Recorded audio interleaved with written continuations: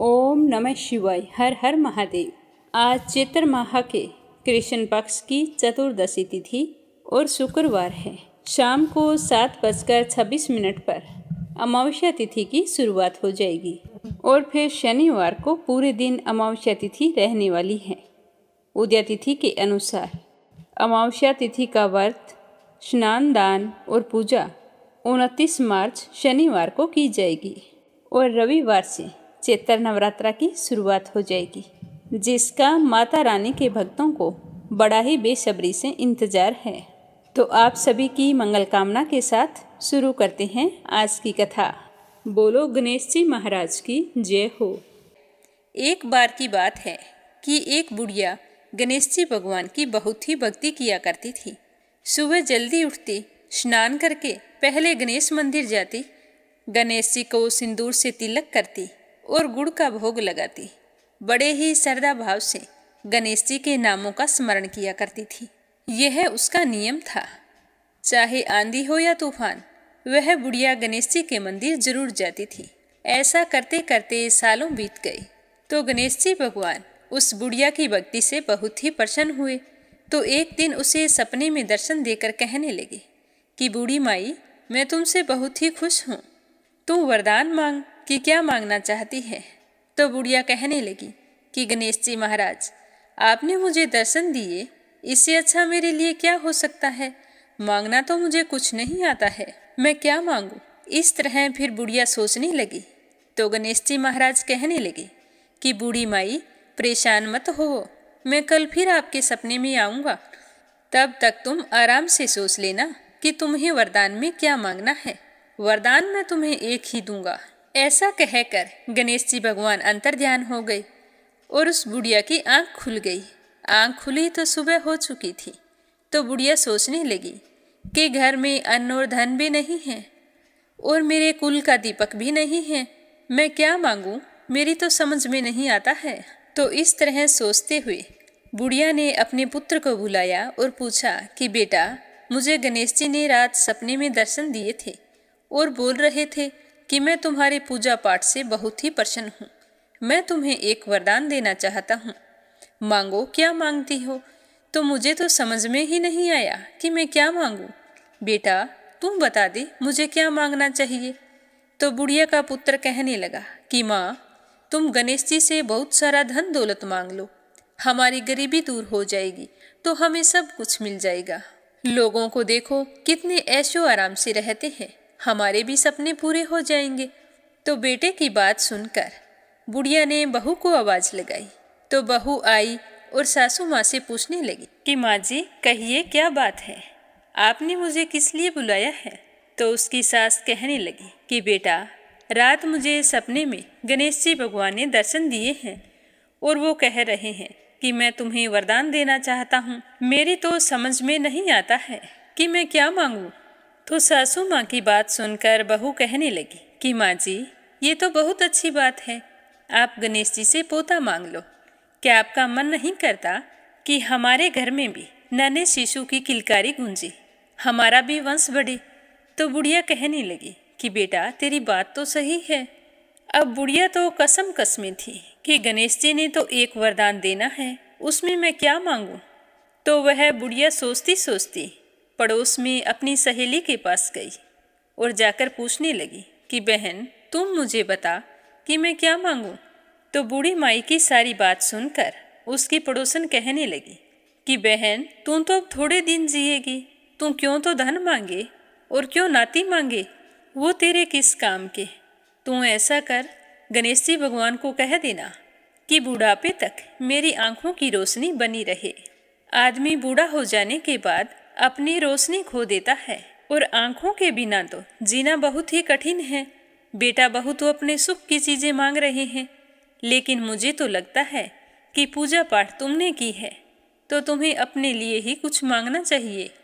तो बुढ़िया को तीनों की बातें ही सही लगी, लेकिन दुविधा यह थी कि गणेश जी ने तो केवल एक ही वरदान देने की बात कही थी।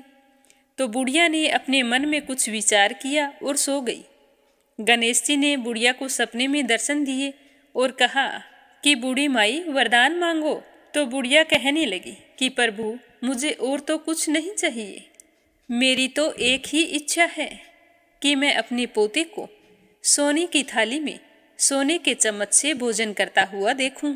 तो बुढ़िया की बात सुनकर गणेश जी मुस्कुराते हुए कहने लगे कि मैया, तू तो बोल रही थी कि मुझे मांगना ही नहीं आता, लेकिन तूने तो मुझे ठग लिया। तूने तो एक ही वरदान में अपने लिए आंखें, धन और पोता तीनों चीज मांग लिए। आंखें होगी तो देख पाओगी, धन होगा तो पोता सोने की थाली में भोजन करेगा। तुमने तो बहुत ही चतुराई से एक ही वरदान में सारी चीजें मांग ली है। मैं तुम्हारी भक्ति और बुद्धिमानी से बहुत ही प्रसन्न हूँ। जैसा तुमने वरदान मांगा है वैसा ही फल तुमको प्राप्त होगा। ऐसा कहकर गणेश जी भगवान अंतर्ध्यान हो गए और बूढ़ी माई को जैसा मांगा था वैसा सब कुछ मिल गया। और अब बेटा भी खुश, बहू भी खुश। बेटा बहू को खुश देखकर बुढ़िया और भी ज्यादा खुश हो गई। अब अपने सुनते हैं संतोषी माता की कहानी। बोलो संतोषी माता की जय हो। एक बुढ़िया थी, उसके 7 बेटे थे। 6 कमाने वाले थे और एक बेटा निकम्मा था, वह कोई काम धाम नहीं करता था। तो बुढ़िया 6 बेटों की रसोई बनाती और उन्हें बड़े प्रेम पूर्वक भोजन कराती। फिर उनसे जो कुछ जूठन बच जाती वह 7वें को दे देती। पर वह भोला भाला था, इस बारे में कुछ भी नहीं जानता था। तो एक दिन अपनी पत्नी से कहने लगा कि देखो, मेरी माँ मुझसे कितना प्रेम करती है, मुझे कितने प्रेम से भोजन करवाती है। तो उसकी पत्नी कहने लगी कि हाँ हाँ, क्यों नहीं, सबका जूठा जो तुमको खिलाती है। तो अपनी पत्नी की बात सुनकर वह कहने लगा, नहीं, ऐसा नहीं हो सकता, मेरी माँ ऐसा नहीं कर सकती। जब तक मैं अपनी आंखों से ना देखूं, तुम्हारी बात पर विश्वास नहीं कर सकता। तो उसकी पत्नी ने हंसकर कहा कि जब आंखों से देख लोगे तब तो मानोगे। तो उसने कहा ठीक है। कुछ दिन बीतने पर दीपावली का त्योहार आया। तो घर पर 7 प्रकार के भोजन और चूरमे के लड्डू बने।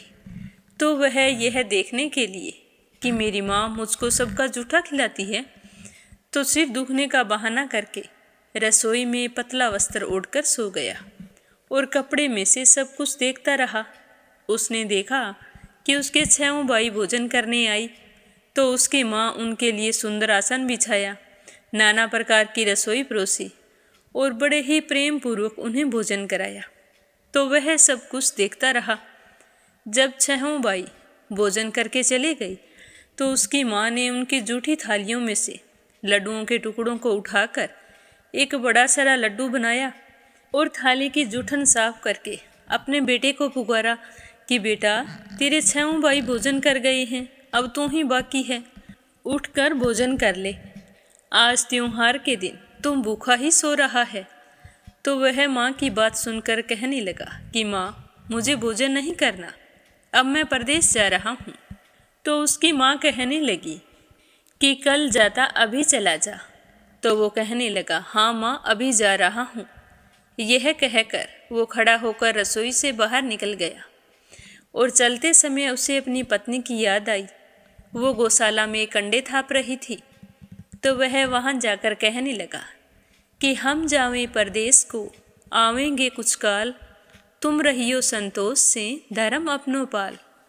तो उसकी पत्नी ने कहा कि जाओ पिया आनंद से, हमारी सोच हटाए, राम भरोसे हम रहें, ईश्वर तुम्हें सहाय। 2 निशानी आपरी, देख धरूं मैं धीर, सुधी मति हमारे बिसारियो, रखियो मन गंभीर। तो यह सुनकर उसका पति कहने लगा कि मेरे पास कुछ नहीं है, यह एक अंगूठी है, सो ले लो और अपनी कुछ निशानी मुझे दे दो। तो उसकी पत्नी कहने लगी कि स्वामी, मेरे पास क्या है, यह गोबर भरा हाथ है।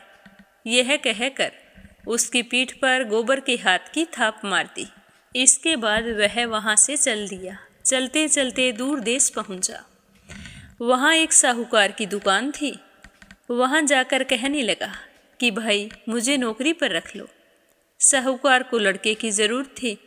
वो बोला, रह जा। तो वह कहने लगा कि साहूकार जी, तनख्वाह क्या दोगे? तो साहूकार ने कहा कि काम देखकर दाम मिलेंगे। तो साहूकार के यहाँ उसे नौकरी मिल गई। अब वह सुबह 7 बजे से रात को 10 बजे तक नौकरी पर जाने लगा। कुछ ही दिनों में दुकान का सारा लेन देन, हिसाब किताब, ग्राहकों को माल बेचना, सारा कार्य करने लगा। साहूकार के 7-8 नौकर थे। वे सारे हैरान थे कि यह तो बहुत काम करता है, जितना हम सारे मिलकर नहीं कर पाते, इतना यह अकेला ही कर लेता है। इस तरह सोचकर वे सारे चक्कर खाने लगे। सेठ ने भी देखा कि यह बहुत काम करता है और मन का भी बहुत सीधा है, तो उसने 3 महीने के बाद उसे अपने आधे मुनाफे का हिस्सेदार बना लिया। कुछ ही वर्ष में वह तो नामी सेठ बन गया। तो मालिक सारा कारोबार उस पर छोड़कर स्वयं तीर्थ यात्रा पर चला गया, तो वह सारा काम अकेले ही संभालने लगा। इधर उसकी पत्नी को सास ससुर दुख देने लगे। जब से वो घर छोड़कर गया था, सारे घर गृहस्थी का काम उसी से करवाते थे। जंगल से लकड़ी लेने के लिए भेजते थे और भोजन के नाम पर घर के आटे में जो भूसी निकलती है उसकी रोटी बनाकर रख दी जाती और फूटे नारियल की नरेली में पानी रख दिया जाता। तो इस तरह अपने परिवार वालों का बर्ताव देखकर छोटी बहू बड़ी ही दुखी होती। एक दिन की बात है, वह लकड़ी लेने के लिए जंगल में जा रही थी, तो रास्ते में बहुत सी स्त्रियां संतोषी माता का व्रत करती हुई दिखाई दी। तो वह भी वहां पर खड़ी होकर कथा सुनने लगी। कथा समाप्त होने पर पूछा कि बहनों, तुम किस देवता का व्रत करती हो और इसके करने से क्या फल मिलता है? यदि तुम इस व्रत का विधान मुझे समझाओ तो मैं तुम्हारा बड़ा एहसान मानूंगी। तब उनमें से एक स्त्री कहने लगी कि सुनो बहन, यह संतोषी माता का व्रत है। इसके करने से निर्धनता और दरिद्रता का नाश होता है और मन में जो कुछ कामना हो वह संतोषी माता की कृपा से पूरी हो जाती है। तो वह कहने लगी, मुझे इस व्रत की विधि भी बताओ। तो वह भक्तिन स्त्री कहने लगी कि 1.25 आने का गुड़ चना ले लेना, अगर इच्छा हो तो 5.25 आने का ले लेना, या 1.25 रुपये का, जितनी भी इच्छा हो ले आना।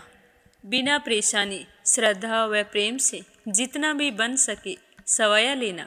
किसी भी महीने के शुक्ल पक्ष से प्रथम शुक्रवार को व्रत शुरू करना और शुक्रवार के दिन सुबह जल्दी उठकर स्नान करना, सूर्य भगवान को अर्घ्य देना और निराहार रहकर संतोषी माता की कथा सुनना। इस कथा के बीच में कर्म ना टूटे, लगातार नियम का पालन करना। अगर तुम्हें कथा सुनने वाला कोई ना मिले तो घी का दीपक जलाकर उसके आगे जल का पात्र भरकर फिर कथा कहना। जब तक कार्य सिद्ध ना हो तब तक नियम का पालन करना और जब तुम्हारा कार्य सिद्ध हो जाए तो व्रत का उद्यापन कर देना। 3 महीने में माता फल पूरा करती है। अगर किसी के ग्रह खोटे भी हो तो भी माता वर्ष भर में कार्य सिद्ध कर देती है। फल सिद्ध होने पर उद्यापन करना चाहिए, बीच में नहीं।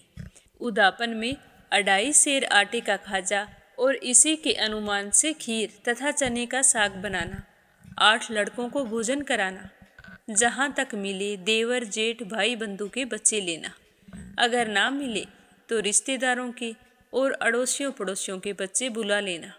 उन्हें भोजन करवाकर यथासंभव दान दक्षिणा देकर माता का नियम पूरा करना। उस दिन घर में खटाई ना खाना। तो यह सारा विधान सुनकर बुढ़िया के बेटे की बहू बहुत खुश हुई और यह सोचकर चल पड़ी कि आज मुझे लकड़ी बेचने से जो कुछ मिलेगा उसके लिए मैं संतोषी माता के व्रत की सामग्री खरीदूंगी। तो रास्ते में लकड़ियों के बोझे को बेचकर उन पैसों से गुड़ चना लिया और माता के व्रत की तैयारी करके आगे चली। सामने मंदिर देखकर पूछने लगी कि यह मंदिर किसका है? तो सारे कहने लगे कि यह तो संतोषी माता का मंदिर है। तो यह सुनते ही वह तो भागकर माता के मंदिर में गई और माँ के चरणों में लौटने लगी। दीन होकर विनती करने लगी कि माँ, मैं निपट अज्ञानी हूँ, व्रत के नियम नहीं जानती हूँ, मैं बहुत दुखी हूँ। हे माता, हे जगत जननी, मेरा दुख दूर करो, मैं तुम्हारी शरण में आई हूँ। इस तरह विनती करके वो घर आ गई और शुक्रवार का व्रत रखा। तो माता की कृपा से एक शुक्रवार बीता था कि दूसरे शुक्रवार को उसके पति का पत्र आ गया और उससे अगले शुक्रवार को उसके पति का भेजा हुआ रुपया भी आ गया। यह देखकर जेठ जेठानी मुंह सिकोड़ने लगे। लड़के ताने देने लगे कि काकी के पास अब तो पत्थर आने लगे, रुपया आने लगा, अब तो काकी की खातिर बढ़ेगी।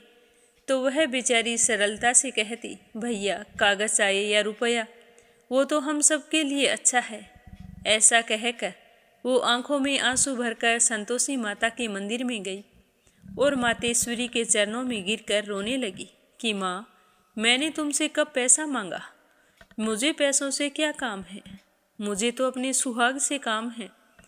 मैं तो अपने स्वामी के दर्शन मांगती हूँ। तब माता ने प्रसन्न होकर कहा कि जा बेटी, तेरा स्वामी अवश्य आएगा। तो यह सुनकर वो तो खुशी से बावली होकर घर जाकर काम करने लगी। अब संतोषी माँ विचार करने लगी कि इस भोली पुत्री से मैंने कह तो दिया कि तेरा पति आएगा, लेकिन आएगा कैसे? वो तो इसे सपने में भी याद नहीं करता। उसे याद दिलाने के लिए मुझे जाना पड़ेगा। तो इस तरह सोचकर माता रानी बुढ़िया के बेटे के पास जाकर सपने में प्रकट होकर कहने लगी कि साहूकार के बेटे सो रहा है या जाग रहा है? तो वह कहने लगा कि माता, ना तो सोया हूँ और ना ही जाग रहा हूँ, कहो क्या आज्ञा है? तो माता रानी कहने लगी कि तेरे घर बार कुछ नहीं है क्या? तो माँ की बात सुनकर वो कहने लगा कि मेरे पास सब कुछ है, भरा पूरा परिवार है, माँ बाप है, भाई भाभी हैं, बहू है, क्या कमी है? तो माँ कहने लगी कि भोले पुत्र, तेरी पत्नी घर पर घोर कष्ट उठा रही है, तेरे माँ बाप उसे दुख दे रहे हैं, वो तो तेरे लिए तरस रही है, तू उसकी सुध ले, तू तो उसे सपने में भी याद नहीं करता। तो वो कहने लगा कि हाँ माता जी, मुझे सब कुछ मालूम है, परंतु मैं जाऊँ कैसे? परदेश की बात है, लेन देन का कोई हिसाब नहीं है, जाने का कोई रास्ता नज़र नहीं आता, कैसे चला जाऊँ? तो माँ कहने लगी कि मेरी बात मान, सवेरे नहा धोकर संतोषी माता का नाम ले, घी का दीपक जलाकर दंडवत कर दुकान पर जा बैठ। तो देखते ही देखते दुकान का सारा लेन देन चुक जाएगा, जमा माल बिक जाएगा, सांझ होते होते धन का भारी ढेर लग जाएगा। यह कहकर माता रानी उसके सपने से अंतर्ध्यान हो गई। अब सुबह होते ही वह तो सपने की बात को मानकर सुबह नहा धोकर संतोषी माता को दंडवत घी का दीपक जलाकर दुकान पर जाकर बैठ गया। थोड़ी देर में ही देखता है कि देने वाले रुपया लाने लगे, लेने वाले हिसाब लेने लगे। कोठे में भरे सामान के खरीदार नगद दाम देकर सौदा करने लगे। शाम तक धन का भारी ढेर लग गया। तो यह देखकर वो बहुत ही खुश हुआ और मन ही मन माता रानी का धन्यवाद करने लगा और घर ले जाने के लिए गहना कपड़ा सामान खरीदने लगा और वहाँ का काम निपटा कर तुरंत घर के लिए रवाना हो गया। उधर उसकी पत्नी जंगल में लकड़ी लेने गई तो लौटते समय माताजी के मंदिर में रुकी। वह तो उसके रोजाना वहाँ रुकने का स्थान था। तो धूल उड़ती देखकर वह कहने लगी कि माँ, आज ये धूल कैसे उड़ रही है? तो माता कहती है कि हे पुत्री, तेरा पति घर आ रहा है, अब मैं तुम्हें जैसा कहूँ वैसा ही करना है। तू लकड़ियों के 3 बोझे बना ले, एक नदी किनारे रख देना, दूसरा मेरे मंदिर पर और तीसरा अपने सर पर रखकर घर जाना। तेरे पति को लकड़ी का गट्ठर देखकर मोह पैदा होगा, वो नदी किनारे रुकेगा, नाश्ता पानी बनाकर फिर माँ से मिलने जाएगा। तब तू लकड़ी का गट्ठर लेकर घर जाना और चौक पर लकड़ियाँ डालकर जोर से आवाज़ लगाना कि लो सासू जी, लकड़ियों का गट्ठर लो, भूसी की रोटी दो, नारियल की नरेली में पानी दो, आज मेहमान कौन आया है। तो इस तरह संतोषी माता ने उसे समझाया। तो उसने कहा कि ठीक है माँ, जैसा तुमने कहा वैसा ही करूँगी। तो वो जल्दी से वहाँ से खड़ी हुई और लकड़ियाँ लाने चली गई। 3 लकड़ियों के गट्ठर लेकर आई, एक नदी किनारे रखा, एक माता के मंदिर में रख दिया और एक गट्ठर लेकर घर की ओर चल पड़ी। इतने में वहाँ पर एक मुसाफिर आ पहुँचा। सूखी लकड़ी देखकर उसकी इच्छा हुई कि यहीं पर विश्राम करूं, भोजन बनाकर खा पीकर फिर गांव जाऊंगा। तो इस तरह वो रास्ते में रुककर भोजन बनाने लगा। फिर विश्राम करके शाम को गांव गया, सबसे बड़े प्रेम से मिला। उसी समय सिर पर लकड़ी का गट्ठर लिए एक औरत आती है और लकड़ियों का भारी बोझा आंगन में डालकर जोर से 3 आवाज़ लगाती है कि लो सासू जी, लकड़ियों का गट्ठर लो, भूसी की रोटी दो, आज मेहमान कौन आया है। तो बहू की बात सुनकर उसकी सास भागकर बाहर आती है और अपने दिए हुए कष्टों को भुलाने हेतु कहती है कि बहू, तुम ऐसा क्यों बोल रही है, तेरा पति ही तो आया है, आ बैठ, मीठा भात खा, भोजन कर, कपड़े गहने पहन, भूसी की रोटी तू क्यों खाए, भूसी की रोटी खाए हमारे दुश्मन। तो इस तरह की आवाज़ सुनकर उसका पति बाहर आ जाता है और अपनी पत्नी की अंगुली में अंगूठी देखकर व्याकुल हो जाता है और अपनी माँ से कहता है कि माँ, ये कौन है। तो उसकी माँ कहती है कि बेटा, ये तेरी बहू है, जब से तू गया है यह तो किसी की नहीं सुनती है, सारे गांव में भटकती फिरती है, घर का काम काज कुछ नहीं करती और 4 पहर आकर खा जाती है। आज तुझे देखकर पता नहीं कैसे ये पागलों जैसी बातें कर रही है।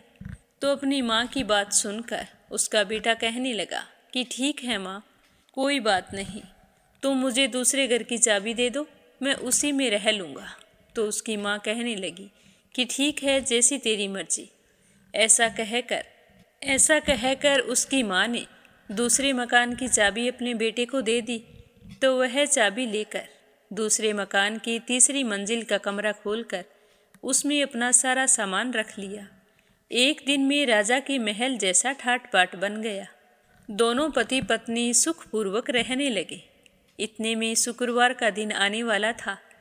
तो वह अपने पति से कहने लगी कि स्वामी, मुझे संतोषी माता के व्रत का उद्यापन करना है।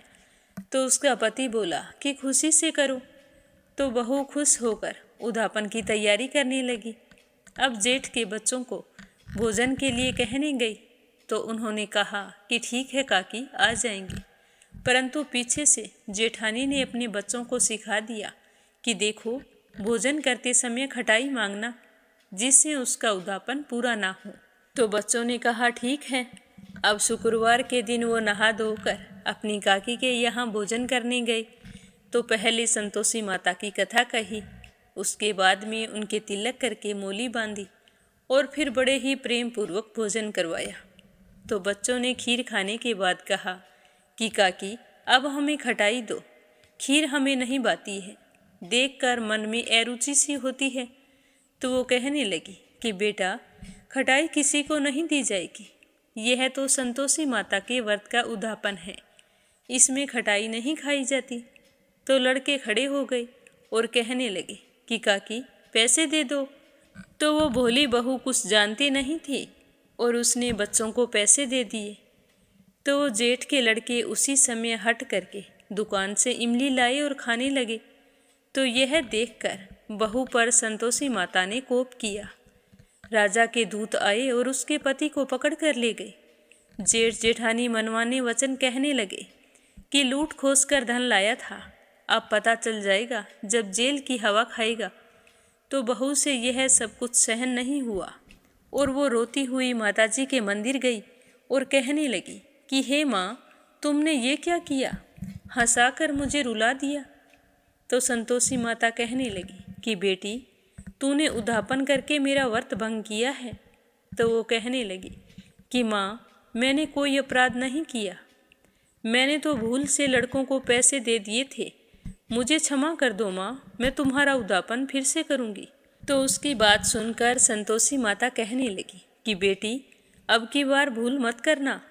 तो वो कहने लगी कि नहीं माँ, अब भूल नहीं होगी, पर तुम मुझे बतलाओ मेरे पति घर कैसे आएंगे। तो संतोषी माता ने कहा कि जा पुत्री, तेरा पति तुझे रास्ते में आता ही मिलेगा। तो जैसे ही वह संतोषी माता को प्रणाम करके मंदिर से बाहर निकली तो रास्ते में उसका पति आता हुआ दिखाई दिया।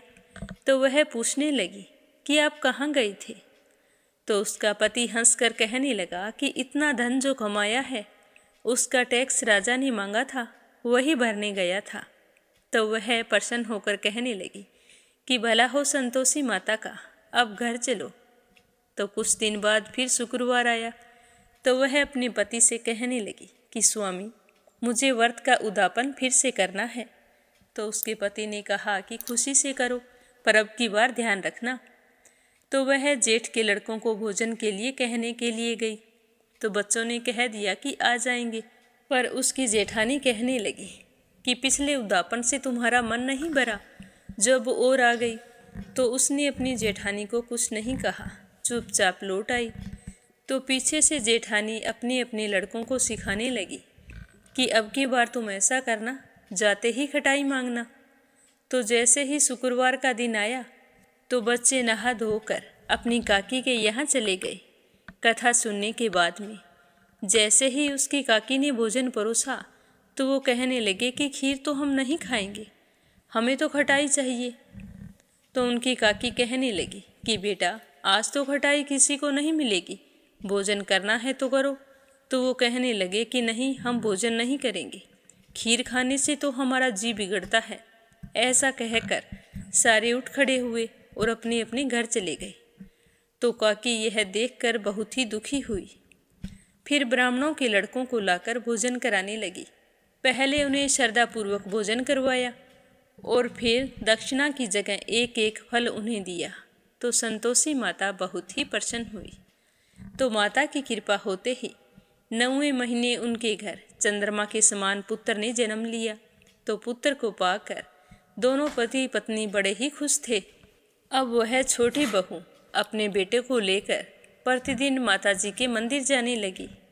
तो संतोषी माता ने सोचा कि यह तो रोज़ मेरे मंदिर आती है, क्यों ना आज मैं इसके घर चलूं। तो इस तरह का विचार करके माता ने भयानक रूप बनाया। गुड़ और चने से सना हुआ मुख और ऊपर सूंड के समान होठ, उस पर मक्खियाँ भिन भिन कर रही थी। जैसे ही वह उसके घर पहुंची तो दहलीज पर पैर रखते ही उसकी सास चिल्लाने लगी कि देखो रे, कोई चुड़ैल डाकिन आ रही है, बच्चों इसे भगाओ, नहीं तो ये किसी को खा जाएगी। तो लड़के उसे भगाने लगे, चिल्ला चिल्ला कर खिड़कियाँ बंद करने लगे। तो छोटी बहू ऊपर कमरे में बैठी थी। आवाज़ सुनकर उसने खिड़की में से देखा तो वह तो प्रसन्नता से पागल हो गई और अपने दूध पीते बच्चे को हटाकर पागलों की तरह भागती हुई नीचे आ गई और कहने लगी कि आज माताजी मेरे घर आई हैं। तो यह देखकर उसकी सास का क्रोध फट पड़ा।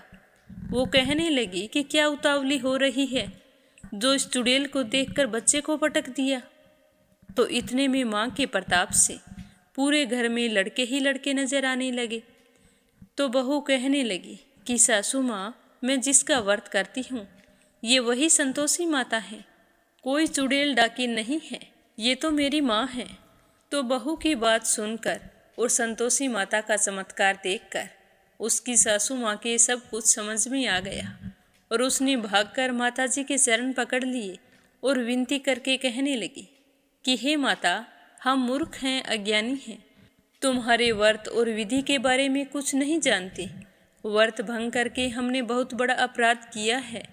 हे जगत माता, आप हमारा अपराध क्षमा करो, अब से हम सारे के सारे आपकी पूजा किया करेंगे।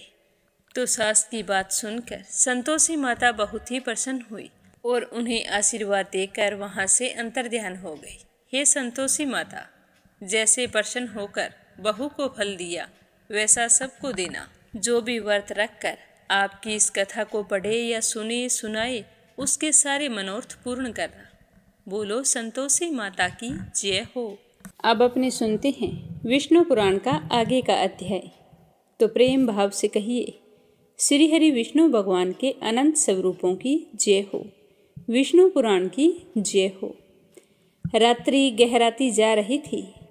कौरवों का शिविर युद्ध की योजना बनाने में व्यस्त था, लेकिन एक और संघर्ष वहीं पनप रहा था, कर्ण और शल्य के बीच। दुर्योधन के आदेश से शल्य को कर्ण का सारथी बनाया गया, लेकिन शल्य को यह भूमिका स्वीकार नहीं थी। वह स्वयं एक महान राजा और योद्धा था और कर्ण की अधीनता में रहकर रथ हाँकना उसे अपमानजनक प्रतीत हो रहा था।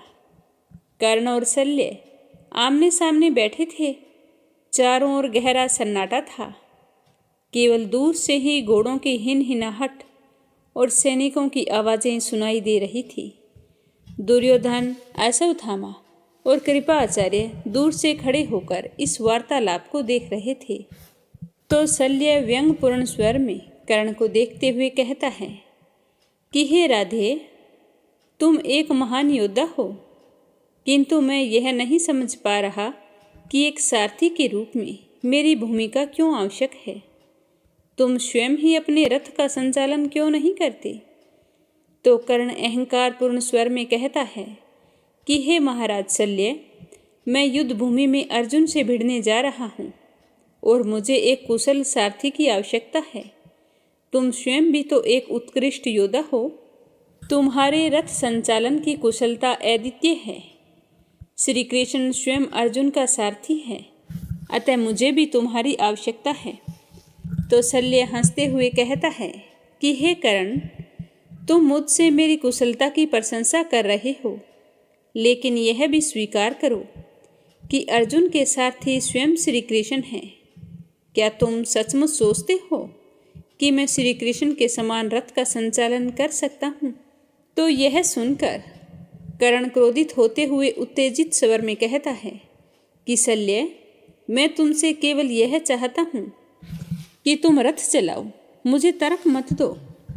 यदि श्री कृष्ण अर्जुन के सारथी हैं तो मेरे सारथी बनकर तुम भी युद्ध के इस महान संग्राम में भागीदारी करोगे। तो शल्य गंभीर स्वर में कर्ण को चेताते हुए कहता है कि हे कर्ण, मैं तुम्हारा रथ चलाने के लिए तैयार हूँ, किंतु मेरी एक शर्त है कि तुम मेरी सलाह मानोगे। यदि तुम मेरी बातें नहीं सुनोगे तो यह युद्ध तुम्हारे लिए घातक सिद्ध होगा। तो कर्ण गर्व से अहंकारपूर्ण कहता है कि हे शल्य, मैं अपने पराक्रम और बाणों के बल पर अर्जुन का अंत करूँगा। तुम्हारी सलाह की मुझे कोई आवश्यकता नहीं है। मैं स्वयं अपने भाग्य का निर्माता हूँ। तो शल्य ने कर्ण की बातें सुनी, किंतु उनके चेहरे पर उस समय एक अजीब सी मुस्कान थी, क्योंकि उन्हें ज्ञात था कि कर्ण का अहंकार ही उसकी सबसे बड़ी दुर्बलता थी। फिर भी उन्होंने कर्ण का सारथी बनने का निश्चय कर लिया, क्योंकि उन्हें इस महायुद्ध की परिणति स्पष्ट दिखाई दे रही थी। और उधर पांडवों के शिविर में श्री कृष्ण अर्जुन को कर्ण की वास्तविकता समझा रहे थे। युधिष्ठिर, भीम, नकुल, सहदेव और द्रौपदी भी वहां पर उपस्थित थे। सारे गहन चिंता में डूबे थे, क्योंकि अब कर्ण ही कौरव सेना का सबसे बड़ा योद्धा था। अर्जुन गंभीर स्वर से श्री कृष्ण से कहता है कि हे माधव, कर्ण का बल और पराक्रम अद्वितीय है। वह युद्ध में अद्वितीय धनुर्धर है और अब तो शल्य उसका सारथी है। क्या यह हमारे लिए संकट का संकेत नहीं है? तो श्री कृष्ण मुस्कुराते हुए कहते हैं कि हे पार्थ, कर्ण एक महान योद्धा अवश्य है, किंतु उसका पतन निश्चित है। उसके पास कवच कुंडल नहीं है, उसकी दिव्य शक्ति क्षीण हो चुकी है, और सबसे महत्वपूर्ण बात, उसके मन में भय समाया है। तो भीम गर्जन करते हुए कहता है कि हे केशव, कर्ण कितना भी पराक्रमी क्यों ना हो, मैं स्वयं उसे परास्त करूंगा। तो श्री कृष्ण हंसते हुए भीम को समझाते हैं कि हे भीमसेन, कर्ण का अंत अर्जुन के हाथों लिखा गया है, किंतु पार्थ, तुम्हें यह स्मरण रखना होगा कि कर्ण के पास शक्ति और कौशल दोनों हैं, किंतु उसका अहंकार और अधर्म उसका सबसे बड़ा दुश्मन है। युद्ध में विजय केवल 2 शस्त्रों से नहीं, अपितु धैर्य और नीति से प्राप्त होती है। अर्जुन ने श्री कृष्ण के शब्दों को ध्यान से सुना और अपना संकल्प और भी दृढ़ कर लिया। उन्हें ज्ञात था कि आने वाला युद्ध उनके जीवन का सबसे कठिन युद्ध होगा। कौरव शिविर में दुर्योधन अब और भी अधिक उत्तेजित हो चुका था। उसने अपनी समस्त सेना को एकत्रित किया और उन्हें अंतिम संदेश दिया। दुर्योधन क्रोधित होते हुए सेना को संबोधित करने लगा कि हे वीरों, अब पीछे हटने का समय नहीं है। कल के युद्ध में या तो पांडवों का अंत होगा यह हमारी विजय सुनिश्चित होगी। कर्ण हमारा अंतिम अस्त्र है और वह अर्जुन को समाप्त करेगा।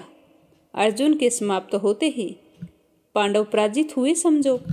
तो दुर्योधन की बात सुनकर अश्वत्थामा दृढ़ता से कहता है कि हे राजन, युद्ध अपने अंतिम चरण में है, हमें कोई चूक नहीं करनी चाहिए। हमें एक ऐसी रणनीति बनानी होगी जिससे पांडवों की सेना पूरी तरह से नष्ट हो जाए। तभी कृपाचार्य गंभीर स्वर में कहते हैं कि राजन, विजय और पराजय केवल हमारे प्रयासों पर नहीं अपितु विधि के विधान पर निर्भर करती है, किंतु हमें तो अपना कर्तव्य निभाना होगा। कर्ण, दुर्योधन और अन्य योद्धाओं ने शपथ ली कि वे पांडवों को नष्ट करके ही दम लेंगे, किंतु नियति पहले ही अपना निर्णय ले चुकी थी। कर्ण का पतन निश्चित था और श्री कृष्ण की भविष्यवाणी सत्य सिद्ध होने वाली थी। कुरुक्षेत्र के रण में युद्ध की आहट गूंज रही थी। दोनों ओर की सेनाएं सन्नद्ध थी, लेकिन अभी भी एक अंतिम प्रयास शेष था, शांति का प्रयास। युधिष्ठिर और श्री कृष्ण अब भी यही चाहते थे कि रक्तपात से बचा जाए, किंतु दुर्योधन के हृदय में अहंकार और प्रतिशोध धधक रहा था। और इसी तनावपूर्ण वातावरण में कौरव सभा में एक महत्वपूर्ण संवाद होने जा रहा था। हस्तिनापुर के विशाल सभा भवन में एक गंभीर बैठक हो रही थी। सभा में दुर्योधन, शकुनी, कर्ण, अश्वत्थामा, कृपाचार्य, द्रोणाचार्य और स्वयं महाराज धृतराष्ट्र उपस्थित थे। सभा का वातावरण अत्यंत तनावपूर्ण था, क्योंकि सभी जानते थे कि श्री कृष्ण का अंतिम संदेश आने वाला है। एक बार फिर नीति और अधर्म के बीच संघर्ष की घड़ी आ पहुंची है। तभी द्वारपाल ने घोषणा की कि महान योद्धा श्री कृष्ण सभा में पधारे हैं। और श्री कृष्ण अपने दिव्य तेज से आलोकित सभागार में प्रविष्ट हुए। उनका मुखमंडल शांत था, किंतु उनकी दृष्टि में गंभीरता थी। वे जानते थे कि यह उनका अंतिम प्रयास होगा, और यदि दुर्योधन नहीं माना तो युद्ध तो निश्चित है ही। तो श्री कृष्ण सभा के सारे लोगों को संबोधित करते हुए कहते हैं कि हे कुरुवंशी राजाओं, मैं इस सभा में कोई पक्षपात लेकर नहीं आया हूँ, किंतु धर्म की रक्षा हेतु यहाँ उपस्थित हूँ। मैं अंतिम बार संधि का प्रस्ताव लेकर आया हूँ, जिससे यह महायुद्ध रोका जा सके। तो धृतराष्ट्र कांपते हुए व्याकुल होकर कहते हैं कि हे माधव, यदि यह युद्ध हुआ तो यह कुरुवंश का अंत कर देगा। यदि इसका कोई समाधान संभव है तो अवश्य प्रस्तुत करें। तो श्री कृष्ण दृढ़ता से दुर्योधन की ओर देखते हुए कहते हैं कि हे दुर्योधन, 5 गांव पांडवों को सौंप दो। वे अपने अधिकार से अधिक कुछ नहीं मांग रहे। अगर तुम यह प्रस्ताव स्वीकार कर लेते हो तो यह विनाश टल जाएगा। तो श्री कृष्ण की बात सुनकर अहंकारपूर्ण स्वर में क्रोधित होता हुआ दुर्योधन कहने लगा कि हे वासुदेव, मैं युद्ध के बिना पांडवों को सुई की नोक के बराबर भी भूमि नहीं दूंगा। वे या तो मुझसे युद्ध करें या संपूर्ण हस्तिनापुर छोड़ दें। तो दुर्योधन के वचन सुनकर श्री कृष्ण गंभीर स्वर में चेतावनी देते हुए कहते हैं कि हे दुर्योधन, यह तुम नहीं, तुम्हारा अहंकार बोल रहा है। अहंकार और अधर्म का नाश निश्चित है। यदि तुम अपनी जिद पर अड़े रहे तो यह युद्ध ही तुम्हारे विनाश का कारण बनेगा। तो कर्ण श्री कृष्ण की ओर देखते हुए कहता है कि हे माधव, हम अपनी विजय के प्रति आश्वस्त हैं। पांडवों को युद्ध करना ही होगा और हम उन्हें पराजित करेंगे। तो भीष्म पितामह दुखी होकर दुर्योधन को समझाते हुए कहते हैं कि हे दुर्योधन, श्री कृष्ण सत्य कह रहे हैं। यदि तुमने यह अवसर गंवा दिया तो यह कुल का नाश कर देगा। तो शकुनी हंसते हुए व्यंग से कहता है कि हे भीष्म पितामह, युद्ध ही हमारा अंतिम निर्णय है। अब संधि की कोई संभावना नहीं है। मेरा भांजा अवश्य विजयी होगा। तो श्री कृष्ण ने शकुनी की बात सुनकर गहरी सांस ली। उन्हें ज्ञात हो गया था कि अब शांति असंभव है, यह निश्चित हो चुका था कि कुरुक्षेत्र रक्त से लाल होकर रहेगा। धर्म की विजय और अधर्म का विनाश निश्चित है, क्योंकि दुर्योधन अपने अहंकार के सामने किसी की बात सुनने के लिए तैयार ही नहीं है। तो श्री कृष्ण गहरी सांस लेकर छोड़ते हुए सभा से बाहर आ गए और सीधे पांडवों के शिविर में चले गए। अर्जुन, युधिष्ठिर, भीम, नकुल और सहदेव पहले से ही प्रतीक्षा कर रहे थे। जैसे ही श्री कृष्ण वहां पहुंचे तो सभी ने उठकर उनका स्वागत किया। युधिष्ठिर चिंतित होते हुए कहने लगे कि हे माधव, क्या संधि संभव हुई?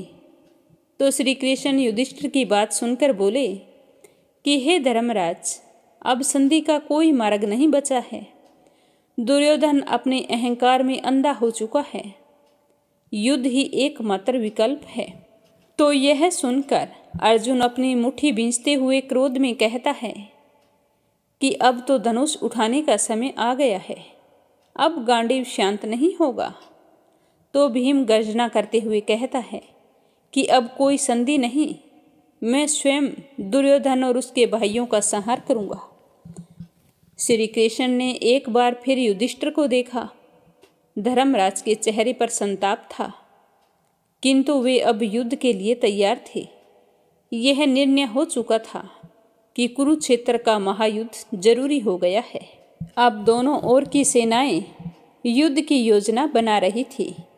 भीष्म, द्रोणाचार्य, कर्ण और अश्वत्थामा कौरवों की ओर से रणनीति बना रहे थे, जबकि श्री कृष्ण, अर्जुन और भीम पांडवों की ओर से युद्ध की तैयारी कर रहे थे, क्योंकि संधि की कोई संभावना नहीं बची थी।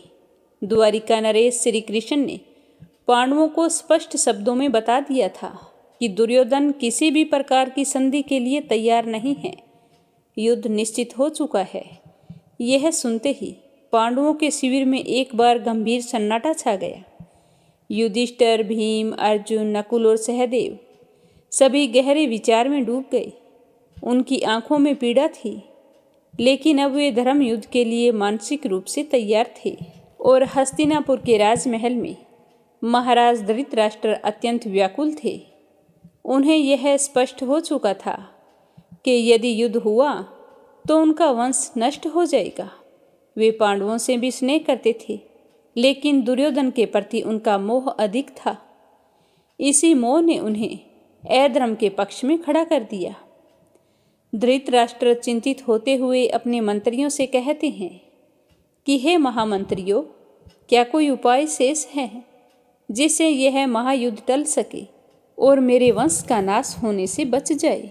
तो दुर्योधन की बात सुनकर विदुर गंभीर स्वर में शांतिपूर्वक समझाते हुए कहता है कि हे महाराज, अब बहुत देर हो चुकी है। यदि आपने पहले ही दुर्योधन को नियंत्रित किया होता तो यह दिन देखने को नहीं आता। पांडवों के साथ अन्याय हुआ है, ये तो आपको भी पता है, और अब वे अपने राज्य को पुनः प्राप्त करने के लिए युद्ध कर रहे हैं, तो इसमें गलत क्या है? थोड़ी देर पहले श्री कृष्ण संधि के लिए आया था।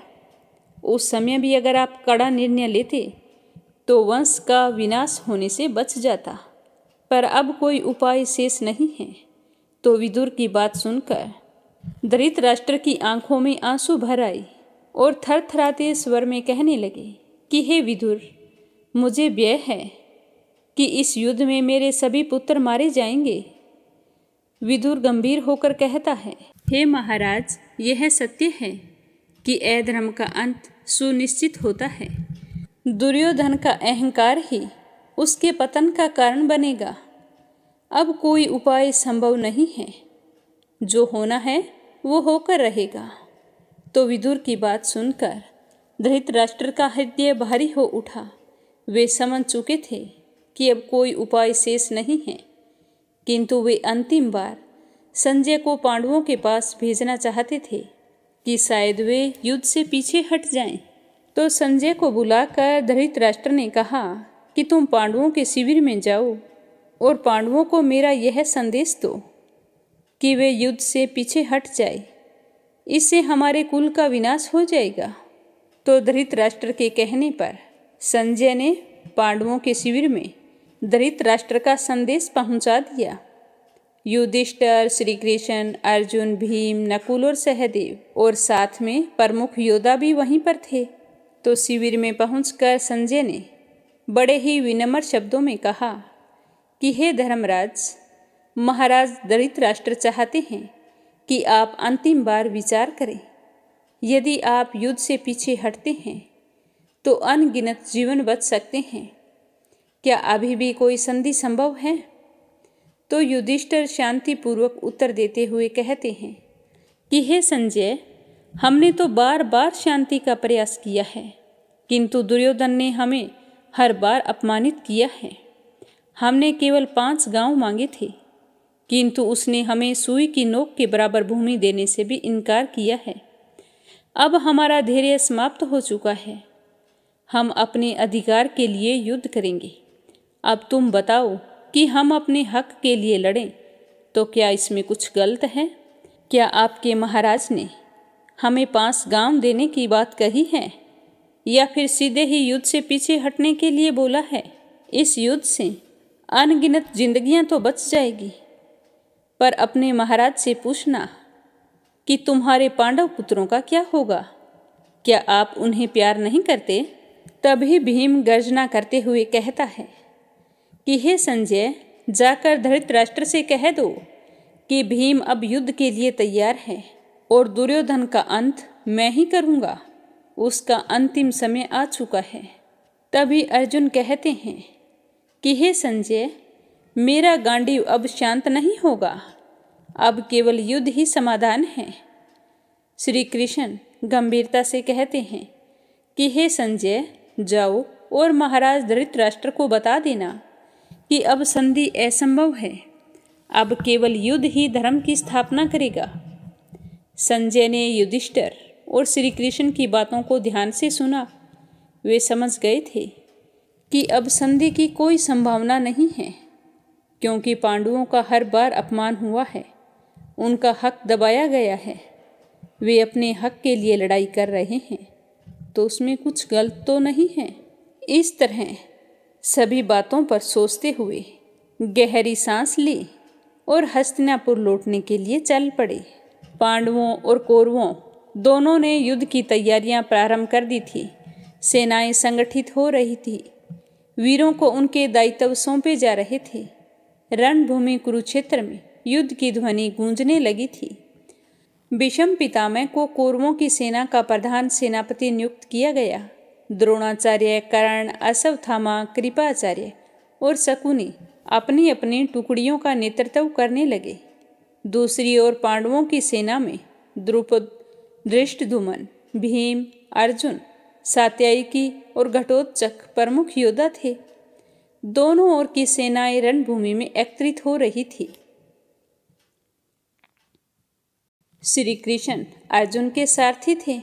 यह देख सारे आश्चर्यचकित थे, किंतु श्री कृष्ण ने स्पष्ट किया कि वे केवल अर्जुन का मार्गदर्शन करेंगे, स्वयं शस्त्र नहीं उठाएंगे। यह सुनकर पांडवों का उत्साह और भी अधिक बढ़ गया। अब यह स्पष्ट हो चुका था कि कुरुक्षेत्र का महायुद्ध अटल था। संधि की अंतिम आशा समाप्त हो चुकी थी। अधर्म के विरुद्ध धर्म का संघर्ष प्रारंभ होने वाला था। श्री कृष्ण अर्जुन के सारथी बने और दोनों पक्षों की सेनाएं आमने सामने आ गई। अब केवल रणभेरी बजनी शेष थी। आगे क्या हुआ यह सुनेंगे कल के अध्याय में। तो आज की कथा को यहीं पर विराम देते हैं। श्रद्धा भाव से सुनने के लिए आप सभी का बहुत बहुत धन्यवाद। भगवान श्री हरि विष्णु आपकी समस्त मनोकामनाएं पूर्ण करे। प्रेम से कहिए श्री हरि विष्णु भगवान के अनंत स्वरूपों की जय हो। विष्णु पुराण की जय हो।